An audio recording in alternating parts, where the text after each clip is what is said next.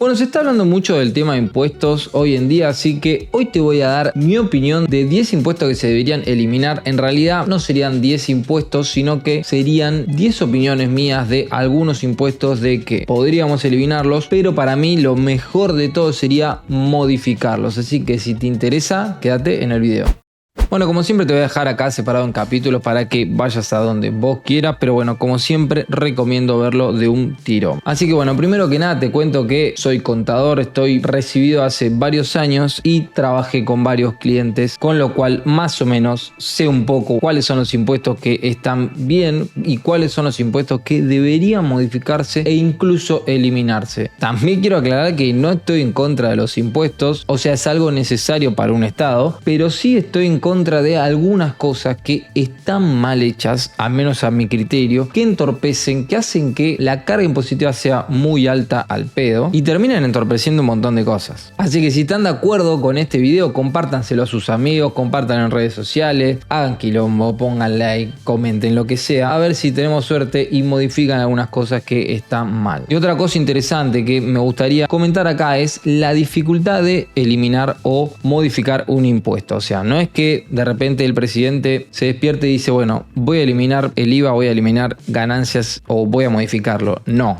no es así. Tiene que pasar por el Congreso, tiene que estar aprobado por las dos cámaras y luego lo promulga el presidente. Así que no es algo sencillo que pase de la noche a la mañana. Deben hacer acuerdos, deben reformularlo bien, deben ver un montón de cosas. Es complejo, pero bueno, de alguna forma se tiene que hacer, de alguna forma tiene que salir y en algún momento hay que mejorarlo porque de eso se trata. Así que como te digo, vamos a empezar con los 10 puntos que a mi criterio me parece que son interesantes para que los charlemos. El primero de todos es ingresos brutos. Y en este caso, en este punto me voy a centrar en lo caro y lo distorsivo que es. ¿Qué es ingresos brutos? Es un impuesto que grava los ingresos. Y esto es fundamental entenderlo porque grava los ingresos, no la ganancia. ¿Cuál es la diferencia? Bueno, que los ingresos es lo que facturás y la ganancia es lo que facturás menos tus gastos. Con lo cual vos podés tener, por darte un ejemplo, 1 millón de pesos de ingresos y por casualidad tuviste 3 millones de pesos en gastos, no importa, vas a tener que pagar por el millón de pesos. Con lo cual puede ser que estés pagando impuestos y al mismo tiempo estés perdiendo plata. O sea, te están cobrando un impuesto por facturar simplemente y no por tener una ganancia. Esto es bastante distorsivo y puede llegar a ser un problema si es que estás empezando un emprendimiento, si sos un pequeño emprendedor que tiene que comprar mercadería, que tiene que hacer muchos gastos de una y así todo pagar impuestos. Pero otra cosa que tiene también de garrón este impuesto es que se va acumulando en los procesos de modificación de el producto. Por ejemplo, si vamos a hacer, no sé, por ejemplo un lápiz. Primero la industria, qué sé yo, lo fabrica, pero bueno, anteriormente tuvo que haber comprado la madera y la madera se la vendieron y pagó ingresos brutos. Otra materia prima, qué sé yo, la mina, compra la materia prima, paga ingresos brutos. Después la empresa que fabrica el lápiz, o sea, que agarra la madera y la mina y la fusiona, cuando lo vende paga ingresos brutos. De la industria al pequeño comerciante hay un transporte y ese transporte paga ingresos brutos. El comerciante vendiendo al consumidor final paga ingresos brutos, con lo cual hay un montón de carga entre todos los procesos de valor agregado para un simple lápiz que se va acumulando y se va haciendo un montón y a la larga termina siendo un montón de guita. Vamos con el problema número 2. En este caso, ingresos brutos es de una aplicación extremadamente difícil. Seguimos hablando de este impuesto, pero es otra crítica. ¿Por qué? Porque primero, Argentina tiene 24 jurisdicciones, o sea, son 23 provincias más la ciudad de Buenos Aires, que es otra jurisdicción distinta. Y cada jurisdicción tiene una ley impositiva distinta, tiene un tratamiento distinto y es un quilombo. Para dar un ejemplo, monotributo. Si vos sos monotributista, tenés que pagar ingresos brutos. Si sos una empresa, tenés que pagar ingresos brutos. Si sos un responsable inscrito, también. Ahora, si sos monotributista, que se supone es un régimen simplificado, debería ser algo fácil de implementar. Bueno, a veces no termina siendo así porque existe lo que es el monotributo unificado que algunas provincias adhieren y otras no. Con lo cual, por ejemplo, en provincia de Buenos Aires, vos tenés el monotributo y tenés el monotributo unificado de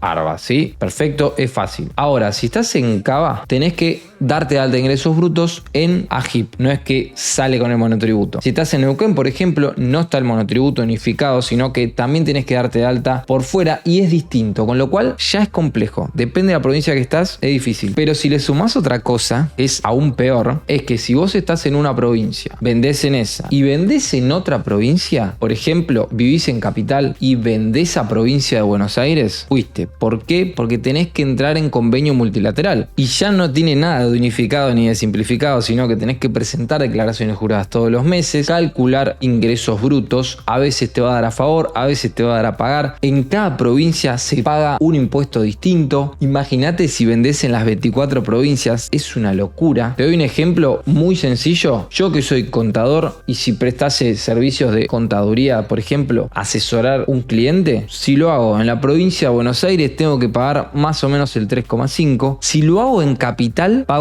0%. O sea, es la misma provincia, pero son dos jurisdicciones distintas y es absurdo. Córdoba cobra otra cosa, Jujuy cobra otra cosa, Misiones cobra otra cosa y así te podés volver loco y es hasta difícil y muy complejo incluso para los contadores. Así que estaría muy bueno que simplifiquen este tema de ingresos brutos. No te digo que lo saquen, o sí, bueno, eso puede pasar, pero simplificarlo, loco, es una locura. Vamos con el número 3, en este caso, percepciones y retenciones de impuestos. ¿Qué es esto? Es un mecanismo que si, por ejemplo, vendés en Mercado Pago o en los bancos y demás, lo conoces. ¿Qué es percepciones y qué es retenciones? Bueno, son dos cosas distintas, pero al fin y al cabo tiene la misma finalidad. Básicamente es que Arca o los fiscos provinciales se aseguren de cobrar un impuesto que puede materializarse o no. Por ejemplo, lo que hablamos recién de ingresos brutos, si te da a pagar a vos 1.000 pesos, bueno, puede ser que te hayan retenido anteriormente 2.000 pesos o 3.000 pesos, entonces te quedaría un saldo a favor de 2 lucas si es que te retienen 3.000. Para percepciones es cuando vos comprás, por ejemplo, le comprás a una empresa grande, te hace una factura y te percibe, y la retención es cuando a vos te depositan plata en tu cuenta, te retienen una parte como anticipo de impuestos. Todo muy lindo porque realmente para Arca, ex-AFIP, es más fácil controlar a varios agentes de retención o de percepción, que por ejemplo pueden ser Mercado Pago, que puede ser, no sé, el Banco Francés y demás, que fiscalizar, que controlar a 10 millones de microemprendedores. ¿Estamos de acuerdo? ¿Pero qué pasa con esto? Bueno, hay percepciones y retenciones de IVA, de ganancias, de ingresos brutos, de 1 millón de cosas. Y a veces te retienen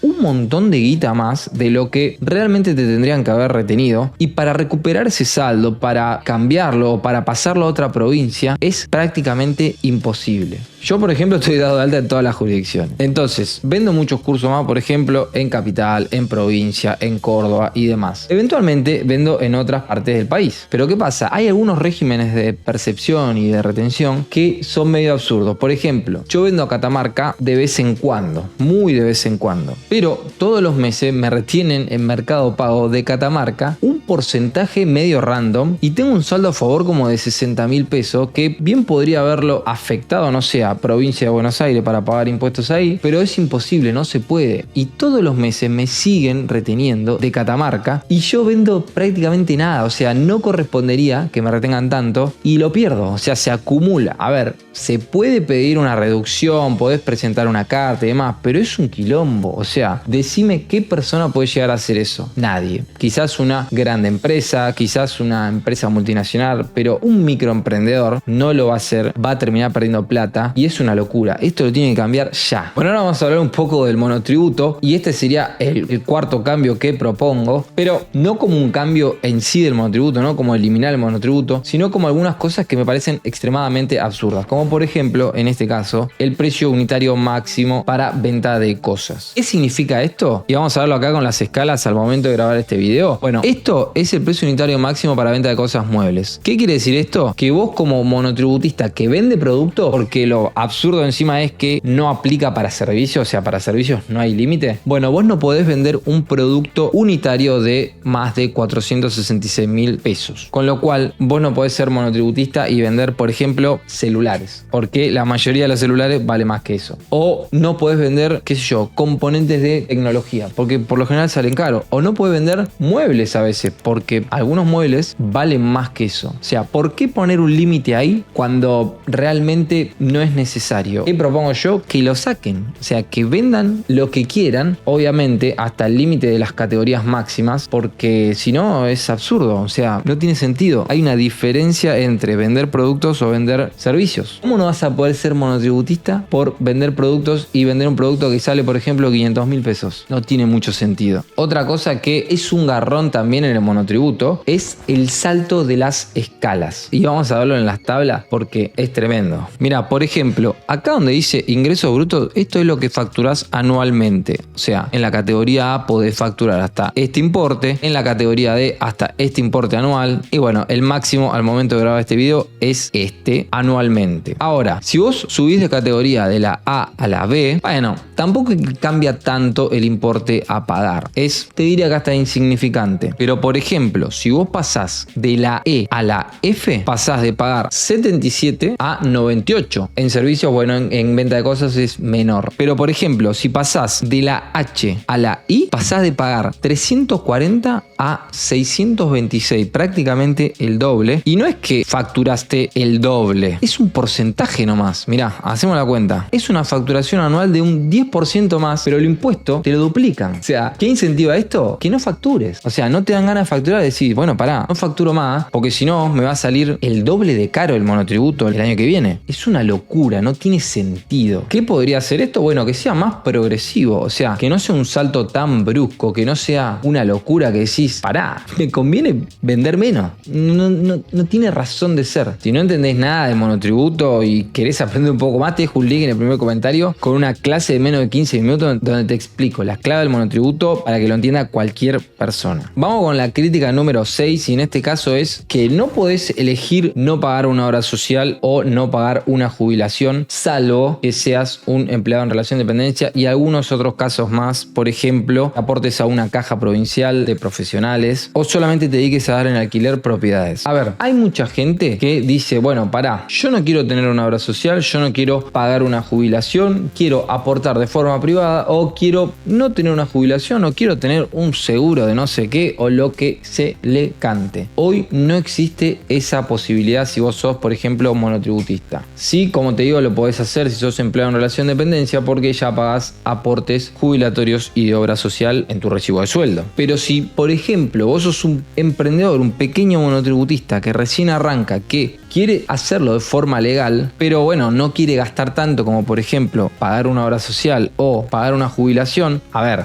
ya sabemos que la jubilación es un tema solidario, pero bueno, ¿por qué no poder elegir igual hacerlo de otra forma? Y esto acá puede llegar a ser polémico también y me gustaría que lo dejes en los comentarios a ver qué opinión tenés al respecto. Pero también pasa de que, por ejemplo, hay dos personas que están casadas y por ejemplo, esta persona tiene una obra social muy buena que le permite tener obra social a esta persona y esta persona quiere ser monotributista y así todo tiene que pagar obra social aunque ya tenga una obra social por parte de su marido o su esposa. ¿Se entiende lo absurdo que es? O sea, te obliga a pagar un aporte a una obra social que no vas a usar porque ya estás usando la otra. Es un delirio. Vamos con la modificación número 7, en este caso el impuesto país. Bueno, ya viene de un tiempo que se están eliminando estas partes del impuesto país y demás, pero bueno, queda una parte, por ejemplo, cuando pagas con tarjeta, por ejemplo, que no podés acceder al dólar oficial, por ejemplo, tema de importaciones, hay una restricción ahí y demás. Es algo que entiendo que este año se va a liberar 100%, pero es un poco más complejo, yo creo, que liberar el cepo y hacer este tipo de cosas puede llegar a ser problemático. A ver, la historia lo dirá, ¿no? Pero es algo quizá un poco más difícil, pero bueno, es un arrastre de varios años de tener este impuesto y hoy en día recauda un montón, así que el eliminarlo es difícil porque puede ser que se desbalanceen algunas cuentas. Pero bueno, no deja de ser un impuesto que arrancó en su momento como algo provisorio, pero lleva no sé cuántos años. Me parece que fue de final de Macri o principio de Alberto, no lo sé. Así que son un montón de años que, bueno, en algún momento tienen que sacarlo. Vamos con la número 8. En este caso, la restricción de si vos exportás servicios o cobrás dinero en el exterior, que no puedas traerlo de una forma fácil, de una forma sin límites, o al menos menos que el límite sea el monotributo, me parece absurdo. O sea, por ejemplo, vos sos una persona que exporta servicio. Por ejemplo, sos un programador que programa para afuera, le pagan en dólares, pero vos te podés traer hasta $24.000 al año, sin especificarlo. Pero además, te cobran un montón de comisiones el banco, porque es un giro internacional. Y además, bueno, tenés límite, o sea, no podés pasarte de eso, porque si no lo tenés que especificar al tipo de cambio oficial. Y tercero, es bastante complejo hacerlo. O sea, no es que lo pueda hacer cualquier persona que dice, bueno, me lo paso, bueno, automáticamente se